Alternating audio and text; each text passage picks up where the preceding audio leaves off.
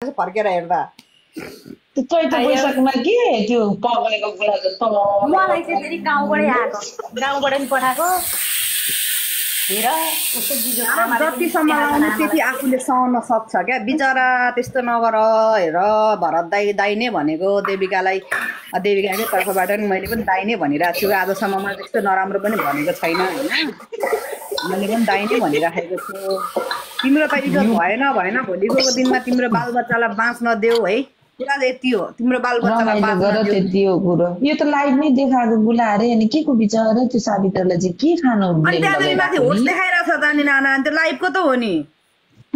अनि तल एडिट हेर है जोना तल एडिट कसको फोटो देखेको अनि एडिट गर पुरै एडिट हानेको छ त एडिटको पनि त्यहाँ मुनि पनि फोटो त एडिटको हटाएर त्यो एडिटमा सेभ गरेर लाग्यो भने त ल एडिट गर्दै गरेको देखिँदैन भन्ने हुन्थ्यो फोटो हेर्न बसको छ फेरि फोटो तल हेर्न छालाको हो त्यो टिकटक हेर्न त्यहाँ पुरा चस्मा लगाएर पुरा ओहो यो पनि सुपरस्टारै हो कि जसको पनि मोबाइलमा झुन्डेकी हुने रहेछ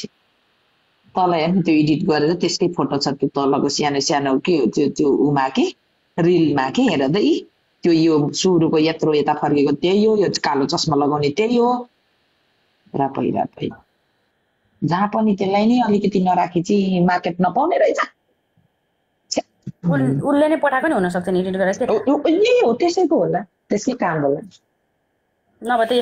यस्तो एडिट गरेर पठाउनेलाई त भोलि त कानुन लाग्छ यिनीहरू त अदालत गइसकेका मुद्दा परिसकेका हो कि भनौँ न दिदी यस्तै होला कि होइन भनेको यो यत्रो त्यो घोडाको चेपबाट छिर्ने पनि गेडा हुन्छ र केटाहरूको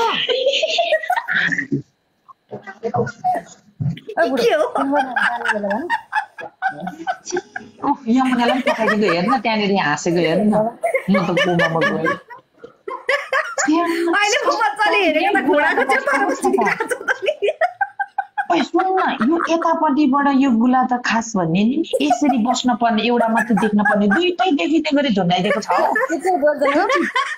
होइन भनेको लु भन्नु त मलाई त मैले मलाई थाहा छैन त्यत्रो लामो त्यो यस्तो उयो गरेर बसेको खुट्टा त्यो गेडाबाट घोडाको चेपबाट छिर्छ र गेडा भनेको यति लामो त हुँदैन है कसम कि मरि नै जाउँ कि तल पो छ त तल कि यदि नि यो गुला यत्रै हो भने भुइँमा घिस्लिँदैछ है अहिले हो किन भन्छ फोटो राखिदिउँ म फोटो राखिदिउँ मेरो आइडी गयो भने म फोटो राखिदिउँ यहाँ फोटो राखिदिउ यसको आइडी उड्छ तेरो मार्छ नगर तेरो आइडी उडे पनि मतलब छैन राखिदिउँ त्यस्तो पनि हुन्छ मान्छेले नि मूल्याङ्कन गर्छ नि यार यत्रो जना त राखिदिउँ साथीहरूलाई भन्नु आइडी गयो नि अर्को आइडीबाट आएर राखिदिन्छु ल एडिट गरेर के एडिट गरेर ऊ त लगेर टाँस है रोना नगर राख्ने त मजाले नटासेको त के छ हौ मेरो यो आइडी जान्छ अर्को आइडीबाट आएर देखाइदिन्छु पख्नु अनि त्यस्तो पनि हुन्छ मान्छेलाई चित्त बुझ्ने गर्नुपर्छ नगर लगेर तल मलाई गयो हेर्न यो त फेरि यस्तै छ कि छोडिदिनु त बिचारा के त नभ लगेर टाँस्छ तेरो बाजे बल्ल छोडिरहेछ यहाँ टाँस्नलाई तेरो बाजे छैन टाँसेको छैन मैले हिजो तपाईँको हिजोको कता बोलेको टाँसेको देखिरहेको थिएँ खोइ म त हेर्दिनँ रहेछु र टाँसेकै छैन भनेर बसेको आउँछ हेर्छ त्यही त